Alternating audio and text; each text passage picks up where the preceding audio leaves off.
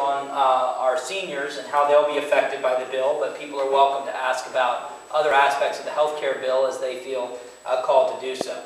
A couple of things right off the bat I just want to mention in terms of the bill for seniors, and then we can open it up really to your questions to drive the discourse. First of all is the issue of making sure Medicare continues to be there for our seniors.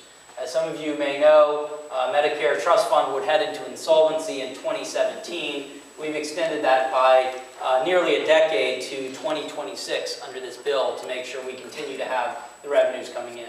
All of you in this room, and I assume all of you on the phone, are people who worked hard to pay into Medicare, and you have a right to know that it is going to be there for you, and we have continued to extend the solvency of the Medicare Trust Fund. Second is the issue of being able to access your doctor, the doctor that you have.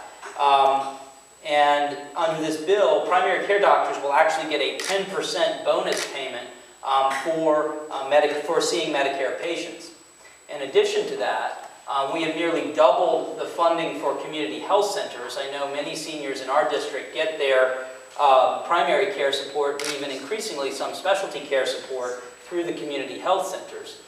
Through this effort, a significant increase in that investment in our community health centers. That means CHCs will be open more hours, more weekends, more doctors, and more services and specializations being offered, including through telemedicine. A third issue to note off the top is, of course, the dreaded prescription drug donut hole. We are very glad to be closing that donut hole. There will be a $250 reimbursement for those caught in the donut hole this year. Next year, there will be a closing of 50% of that donut hole, and then that will phase out over time.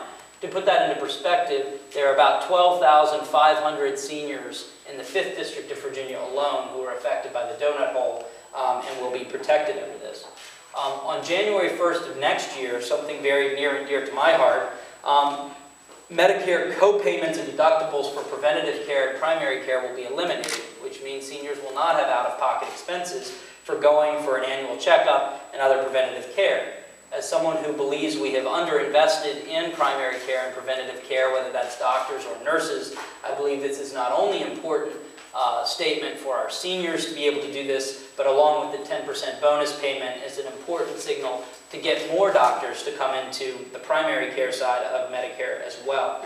I mentioned the trust fund issue, and then let me address the issue of the savings side that I know is a concern, and then we can open it up.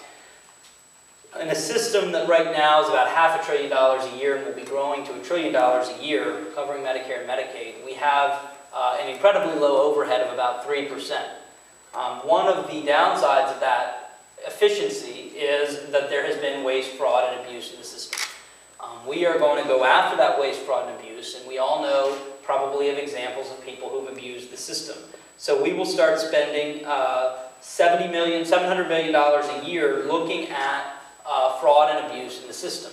And the experts tell us we should be able to save $1.75 for every dollar we spend by going after that fraud and abuse. Now, I'm someone who absolutely wants to make sure that those seniors who've worked hard and played by the rules get the Medicare benefits that they have earned, but I am equally determined to make sure that those who are abusing the system we go after, and I believe that there is substantial savings, and the independent economists agree with that as well. So there are many other aspects of the bill that do not apply directly to seniors, but certainly what we want to focus on today here at the beginning is that we are extending the solvency of the Medicare Trust Fund by about a decade. We're closing the prescription donut hole. We're trying to further reimburse primary care docs for being part of the Medicare system, and we want to reduce some of those out-of-pocket expenses that our seniors pay. So with that, I really want to open it up to your questions and comments, and I don't know if that's Jessica or Parker, but whoever's in charge of that, take it away. All right. Well, our first